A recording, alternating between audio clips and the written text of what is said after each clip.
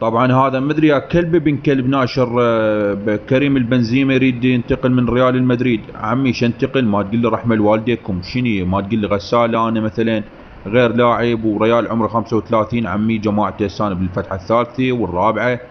يعني تعال لي انا اروح لهناك بالامتحان بالاتحاد. شو اسوي مثلا؟ ابيع شاي هناك يمهم؟ غير انا ريال كبرت عمي، لا بي دبل بعد ولا بي دني سوالف كلين خلصت على الريال. انا العدي كله خلصته. النوبه هذا الخبل فينيسيوس مخابرني تقريبا بالثنتين ونص بالليل. امه ما نايمه قاعد يسوي بالبانيو تقلم عود باكر غدانه مرقه باميه.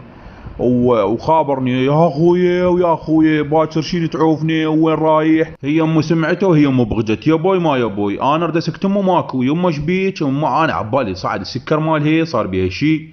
قالت يا هل مات من عمامك ولك هذا الولد يبكي. قلت له يا عمامي عم الريال هذا صاحبي وهم بالقوه سكتت. قلت له فينيسيوس الله يغرب لك على هاي الدقه، ما تقول لي انت صدق كذي، ما تقول لي مشور بيك مخابر عليه بالثنتين ونص.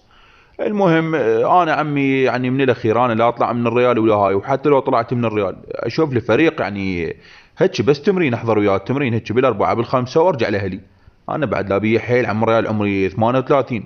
جماعتي تقاعدوا وجماعتي كل واحد هسه عنده 6 فروق 7.